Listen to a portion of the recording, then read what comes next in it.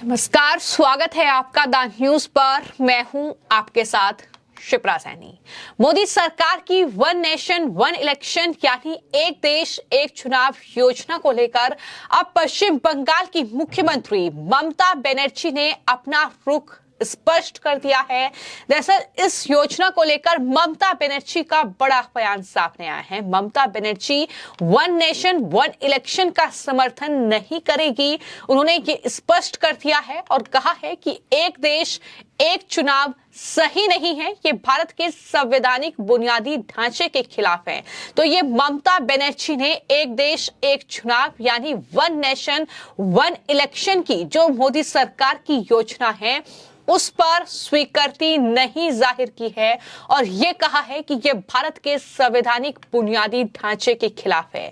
इतना ही नहीं, जो 22 जनवरी को अयोध्या में राम मंदिर की प्राण प्रतिष्ठा का कार्यक्रम होना है, लोकसभा चुनाव के पहले जाहिर तौर पर बीजेपी ने हिंदुत्व को एक बड़ा मुद्दा बना लिया है, लेकिन बीजेपी के हिंदुत्व के मुद्दे से मुकाबला करने के लिए अब ममता बनर्जी ने हिंदू बंगाली अस्मिता का मुद्दा शुरू कर दिया है और कहीं ना कहीं बीजेपी को किस तरीके से रोका जाए इसके लिए वो तैयारी कर रही हैं। उन्होंने प्रधानमंत्री नरेंद्र मोदी को 2 लेटर लिखे हैं। ममता बनर्जी ने एक लेटर में गंगा सागर को राष्ट्रीय मेला घोषित करने की मांग की है। वहीं आज जो दूसरा लेटर है उसमें ममता बनर्जी ने बांग्ला भाषा को क्लासिकल भाषा का दर्जा देने की मांग की है और इसी के साथ पश्चिम बंगाल का नाम बदलकर बांग्ला रखने की मांग भी अब ममता बनर्जी कर रही हैं। तो जाहिर तौर पर रामलला की प्राण प्रतिष्ठा के कार्यक्रम का न्योता उन्हें मिला है, लेकिन वो नहीं जा रही है। उन्होंने साफ तौर पर इनकार कर दिया है।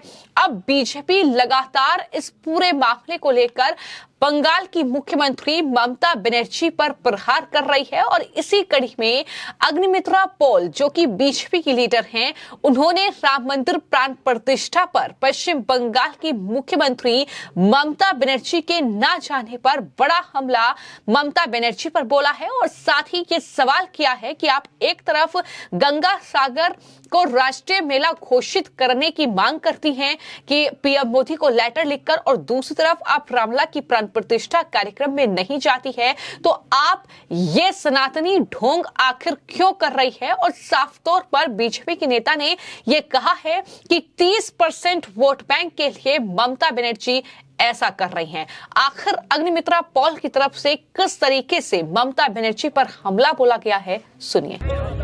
देखिए, एक तरफ मुख्यमंत्री ममता बनर्जी जो धर्म का ताश खेलते हैं, राजनीति में धर्म का ताश खेलते हैं। आज अयोध्या का मंदिर जो 500 बरस कोई हमारे रामलला को सम्मान नहीं दिए, टेंट में उसको रखा गया, टेंट में आज उनको मंदिर में प्रतिष्ठा किया जाएगा। सारे भारतवासी जो भी धर्म का हो वो खुश है, आनंद है, दीपावली मना रहे।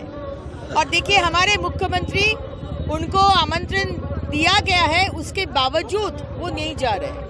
और दूसरी तरफ गंगा सागर मेला को नेशनल मेला का स्टेटस दिया जाए, उनको लेकर वो प्रधानमंत्री को चिट्ठी दे रहे हैं। वो अच्छी बात है, आप गंगा सागर मेला को नेशनल मेला का स्टेटस दिया जाए, ठीक है। वहां पर आप हिंदुत्व का ताश खेल रहे हैं, आप कितना बड़ा सनातनी हिंदू है दिखा रहे।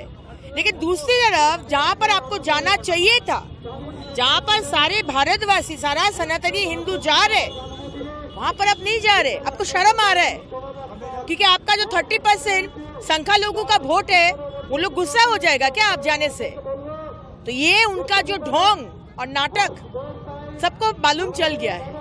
तो बीजेपी के तमाम नेता लगातार ममता बनर्जी पर हमलावर हैं और दूसरी तरफ बीजेपी नेता शुभेंदु अधिकारी ने ममता बनर्जी के वन नेशन वन इलेक्शन के बारे में जो ममता बनर्जी ने चिंता जाहिर की है और साफ तौर पर यह कहा है कि वो इसके पक्ष में नहीं है। इसके बारे में शुभेंदु अधिकारी से जब बातचीत की गई तो उन्होंने साफ तौर पर यह कहा कि ममता बनर्जी को वन नेशन वन इलेक्शन के बारे में चिंता बंद कर देनी चाहिए, ये उनका काम नहीं है। शुभेंदु अधिकारी ने यह भी कहा कि ममता प्राइवेट लिमिटेड पार्टी की मालकिन हैं, उनका काम रोहिंग्याओं को पश्चिम बंगाल में घुसपैठ करने और लूटपाट करने देना है। देश के बारे में सोचने के लिए प्रधानमंत्री नरेंद्र मोदी मौजूद हैं। पीएम वही करेंगे जो देश चाहता है। अब की बार 400 पार ये नारा भी शुभेंदु अधिकारी की ओर से दे दिया गया है। वो क्या, उसका कोई मतलब नहीं है। देश जो चाहेगा मोदी जी वही करेगा। वो क्या है, वो एक प्रोविंस का छोटा पार्टी, प्राइवेट लिमिटेड पार्टी का मालिक है। उसमें क्या है, देश में देश को सोचने के लिए मोदी जी है, मोदी जी रहेगा। अगली बार 400 पार मोदी जी है तो मुमकिन है। ममता जी का सोचना छोड़ देना चाहिए। ये सब काम उनकी काम नहीं है। उनकी काम घुसपैठियों को, रोहिंग्या को बंगाल में लाना और चोरी करना।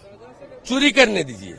तो कुल मिलाकर अपने ही राज्य में ममता बनर्जी फिलहाल घिरती नजर आ रही हैं, क्योंकि एक तरफ रामलला की प्राण प्रतिष्ठा में ना जाना और दूसरी तरफ ममता बनर्जी गंगा सागर को राष्ट्रीय मेला घोषित करने की मांग कर रही हैं। साथ ही बांग्ला भाषा को क्लासिकल भाषा का दर्जा मिले, ये मांग भी ममता कर रही है। और इसके अलावा उन्होंने मांग की है कि पश्चिम बंगाल का नाम बदलकर बांग्ला रख दिया जाए।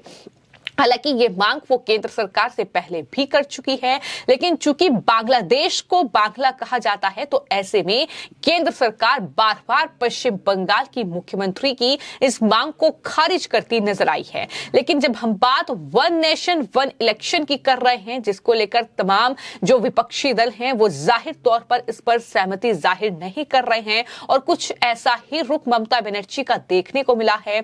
इस पूरे मामले को लेकर उन्होंने पूर्व राष्ट्रपति रामनाथ कोविंद की अगुवाई वाली कमेटी को एक लेटर लिख दिया है, जिसमें ममता बनर्जी ने यह कहा है कि 1952 में लोकसभा और राज्य विधानसभाओं के एक साथ पहली बार आम चुनाव कराए गए थे। उन्होंने कहा कि कुछ वर्षों तक इस तरह से चला, लेकिन बाद में ये प्रक्रिया टूट गई, और मुझे खेद है कि मैं आपके द्वारा तैयार एक देश एक चुनाव की अवधारणा से बिल्कुल सहमत नहीं हूं।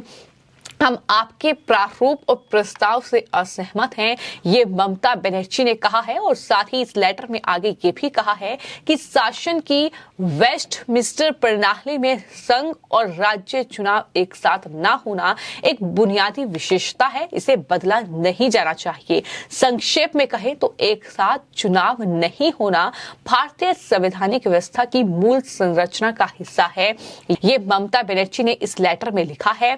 लेकिन जब हम बात कर रहे हैं कमेटी की, जो कि पूर्व राष्ट्रपति रामनाथ कोविंद की अगुवाई वाली ये कमेटी है, जिसे लेटर ममता बनर्जी ने लिखा है, अगर इस कमेटी की बात की जाए कि क्या काम ये कमेटी करती है, तो मैं आपको ये बता दूं कि इस कमेटी का काम लोकसभा, विधानसभाओं, नगर निकायों और पंचायतों के चुनाव एक साथ कराने की संभावना पर विचार करके सिफारिश करना है। समिति इस बात का अध्ययन करेगी कि क्या संविधान में संशोधन के लिए राज्यों के अनुमोदन की जरूरत है।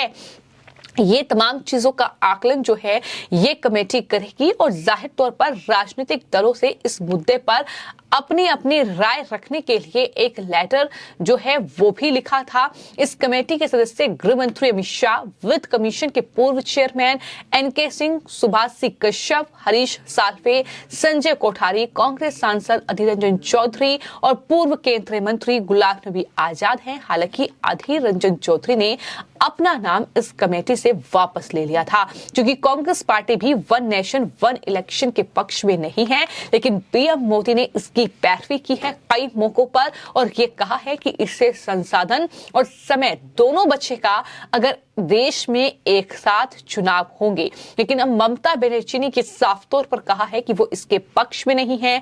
भारत के संवैधानिक बुनियादी ढांचे के खिलाफ है ये योजना।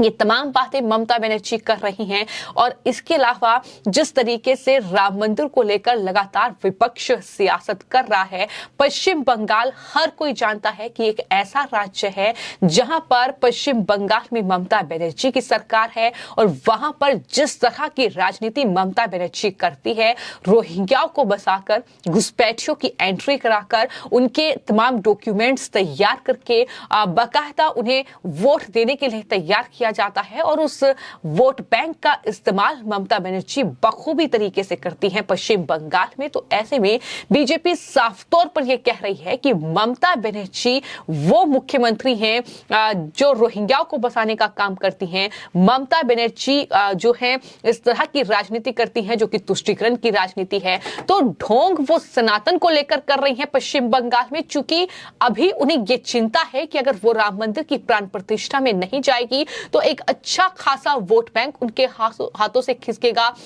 और अगर जाएंगी तो भी वो कई ऐसे लोगों को नाराज कर देंगी जो वर्षों से उनके साथ हैं। तो फिलहाल पश्चिम बंगाल की मुख्यमंत्री के लिए ये बेहद असमंजस की स्थिति है, कांग्रेस पार्टी की तरह ही। तो कहीं ना कहीं यही वजह है कि लगातार बीजेपी इस पूरे मुद्दे को लेकर ममता बनर्जी को घेर रही है और ये कह रही है कि 30% वोट बैंक नाराज हो जाएगा। इसलिए ममता बनर्जी सनातन धर्म को लेकर ये ढोंग कर रही हैं कि वहां पर वो मांग कर रही हैं कि गंगा सागर को राष्ट्रीय मेला घोषित किया जाए, लेकिन दूसरी तरफ वो राम मंदिर की प्राण प्रतिष्ठा कार्यक्रम में नहीं जा रही है। लेकिन इसी के साथ अगर पश्चिम बंगाल के नाम बदलने की मांग ममता बनर्जी कर रही हैं और ये कह रही है कि आखिर पश्चिम बंगाल के आगे क्यों लगा है, तो मैं आपको ये बता दूं कि जो वो मांग कर रही है कि बांग्ला नाम रखा जाए, लेकिन बांग्ला बांग्लादेश को कहते हैं, इसलिए केंद्र सरकार बार बार मुख्यमंत्री ममता बनर्जी की इस मांग को खारिज करती नजर आई है। हालांकि इस पूरे मामले को लेकर आगे क्या सियासत पश्चिम बंगाल में होगी ये देखना होगा। फिलहाल आपकी इस पूरे मामले को लेकर क्या राय है हमें कमेंट बॉक्स में जरूर लिखें। धन्यवाद।